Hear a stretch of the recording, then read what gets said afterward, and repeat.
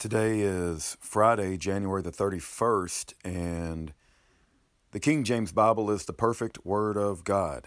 It will lead you to salvation. I've often heard it said that sin will keep you from that book, and that book will keep you from sin. Tonight, I'm doing a quick reaction. I just finished reading. Took me over 2 weeks of a lot of hours with my nose in between the pages. The book is titled Throwing Rocks at the Penitentiary, written by Donavon Bradley. And I've tried to look up his name and find a photo of the author even when I first started reading the book, and I was unable to do so. And the book is close to 500 pages long, 487, something like that. Again, when I first read this book, up until like maybe page 450, I thought I was reading a book written by a black man. I thought that a black man is writing this book, and I didn't realize until page 450 that it's very likely he is either white or Hispanic. I don't recall him ever saying his ethnicity, and since I can't find a picture, I was left wondering, but in the later part of the book, it's clear that he's not a black man. So, in any event, what can I say about this book? It is obscene. It is pornographic at times.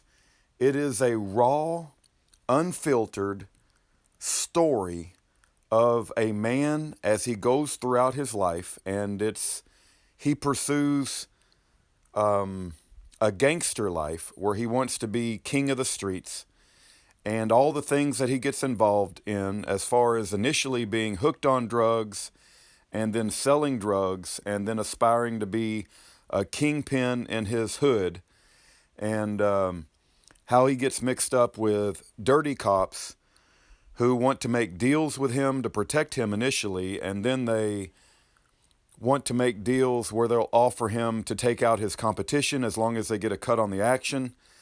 And then when he gets sent to the penitentiary, it really, really, really gives you an eye-opening account of what motivates snitches at the federal level and the federal courthouses, and how the AUSA attorneys and the judges depend upon snitches who are working to get what they call a cut in their time.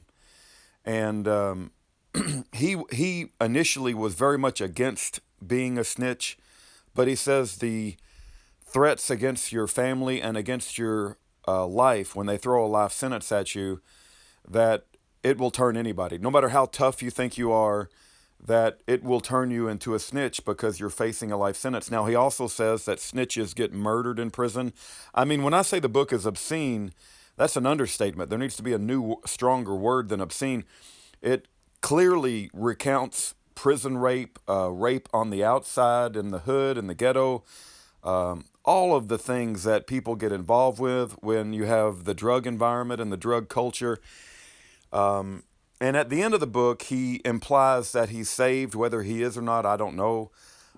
He does get free, so he makes it through, I think, nearly 15 years in prison as an old man. And I gather he's still alive today, probably in his 50s. Well, I'm in my 50s too, but I guess I'm an old man. But in any event, the book is called Throwing Rocks at the Penitentiary. I felt like I was given an eye, or I was given a window into a world that I don't normally participate in. And he's very, what's the word, crude, and he's very forthright in what motivated him. He treats women as property.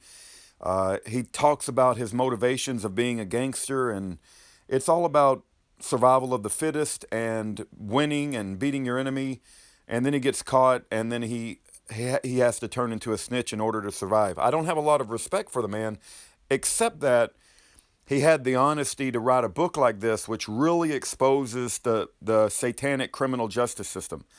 if you read the book, you can't help but realize this is a story that could not be made up. It is a story that needs action to be taken on it. And there are only a few people who probably have, what's the proper word, who probably have the wherewithal to read through this book and to see the bigger picture of the corruption within the system and realize that this man has a story to tell and that our criminal justice system is incredibly broken and it's motivated by people not for the sake of justice or righteousness, but for the sake of greed and making people a whole lot of money. And it's all based on self-interest and selfishness. And anyway, if you get a chance, I do recommend you read the book, but just really, really be careful through the obscene parts. But there is a bigger story to be told here, and it gives you a window into a world that you probably would never see otherwise. All right. The book's name is Throwing Rocks at the Penitentiary, Donavon Bradley. The main, there's several main themes of the book, but the main theme that I would like to leave you with is that snitches within the Bureau of Prisons are heavily relied upon to lie and to give conviction rates in the 93 to 98% rate within our federal courthouses, and the motivations and it's really laid bare for everybody to see inside this book. That's all I'll say. Take care. Just remember, the King James Bible is the perfect word of God.